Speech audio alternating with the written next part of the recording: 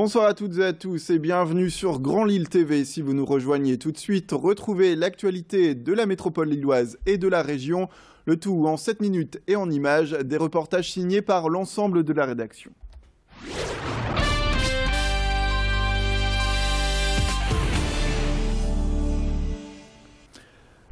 Et pour commencer ce flash, un retour sur un sujet qui a créé le scandale sur Internet ces dernières semaines et qui met en cause Anthony Blanchard, le président de l'association de protection animale Cause Animal Nord. Le responsable de cette association est la cible aujourd'hui de critiques très violentes et fait l'objet d'une pétition sur Internet depuis la publication sur le web d'une vidéo, comme vous pouvez le voir, le montrant visiblement en train d'arracher un chiot, un SDF en pleine rue à Paris. La vidéo prise par un des témoins de la scène a été vue par des dizaines de milliers de personnes en quelques jours. Beaucoup d'internautes ont condamné Anthony Blanchard pour avoir ainsi retiré sans ménagement le compagnon de vie de ce sans-abri roumain.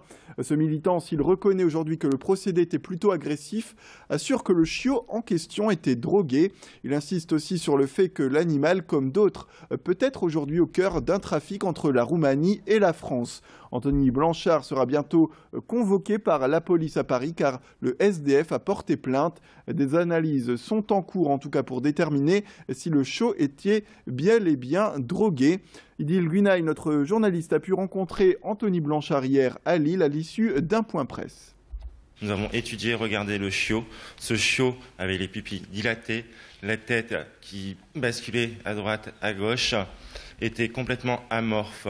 Nous avons posé des questions, il ne nous a pas répondu. Nous avons demandé à voir les papiers du chien qu'il ne nous a jamais fournis. Et là, il a pris le chiot, qu'il a serré contre lui et il s'est jeté au sol. Et là, uniquement, la vidéo commence. Je ne suis pas en train de maîtriser cette personne. Ce n'est pas moi qui l'ai mis au sol. C'est cette personne qui s'est jetée au sol. J'ai juste écarté les bras pour libérer le chien, car à côté de nous, du public criait qu'il était en train d'étouffer le chien. Et dans cette édition, une nouveauté anti-cambriolage présentée hier à la Madeleine. Il s'agit d'un dispositif de marquage chimique déjà très populaire en Angleterre, mais qui est une première pour une ville au nord de Paris. Concrètement, il s'agit d'un spray qui permet d'asperger des objets avec un produit chimique qui est indélébile. Ce produit laisse alors une trace, un code qui est associé à une adresse précise. Et c'est ensuite grâce à une lampe spécifique que la police peut retrouver le propriétaire d'un objet volé lors d'une perquisition. La ville s'est dotée du spray en question pour ses établissements publics, mais aussi pour les particuliers. Au total, 200 kits sont disponibles à la Madeleine et revendus à un prix coûtant de 25 € l'unité. Je vous propose d'écouter quelques explications complémentaires au micro d'Idil Guinaï. Depuis 20 ans, le système existe. Depuis 15 ans, il a été mis à rude épreuve et on est à plus de 97% de baisse d'attaque en Angleterre. Et en France, là, on est à 4-5 ans d'installation, puisque nos premières installations datent de 5 ans. Et on est à plus de 97% de dissuasion aussi. On va dire que les délinquants vont ailleurs, mais pas là où on a l'étiquette Smart Water. On peut tout marquer et Smart Water n'altère pas la matière, donc on peut vraiment marquer tout. On a des exemples de personnes qui marquent aussi des vêtements, des manteaux de fourrure, des carrés de soie, ce genre de choses. Nous partons du côté de Tourcoing avec Tourcoing Appli, une nouvelle application pour tablettes et smartphones qui est mise en place dans la commune. Le but est de faciliter la vie des riverains et la communication aussi avec la municipalité.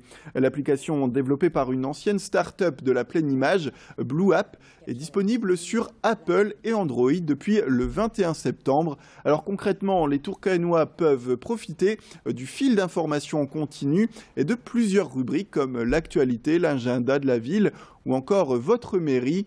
Mais la grande innovation dans cette application reste la rubrique Vitaville qui permet de faciliter le contact donc entre les citoyens et les services municipaux. Chacun peut en effet signaler un problème via une photo qui est géolocalisée et qui permet alors aux agents de Vitaville d'agir rapidement.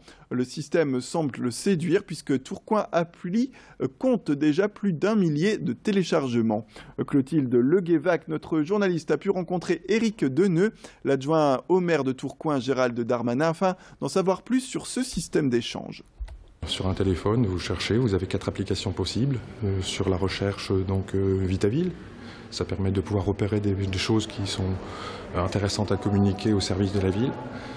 pouvoir permettre à la ville de pouvoir répondre donc dans les plus brefs délais à toutes les demandes, autrement l'agenda, pouvoir communiquer avec le mail du maire, etc.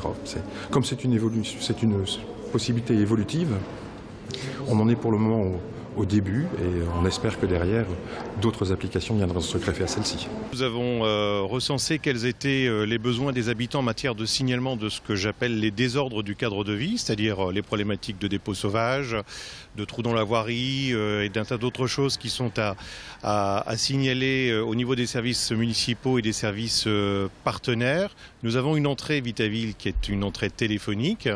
Il nous semblait nécessaire aujourd'hui pour moderniser les moyens de la ville et augmenter aussi la réactivité de nos services, de mettre en place cette application qui correspond finalement aux outils et aux méthodes d'utilisation auxquelles sont de plus en plus rompus nos concitoyens d'une manière générale. C'est la fin de cette édition. Merci à toutes et à tous de nous avoir suivis. Restez avec nous sur Grand Lille TV avec un prochain flash d'ici quelques minutes. En attendant, la météo et l'infotrafic.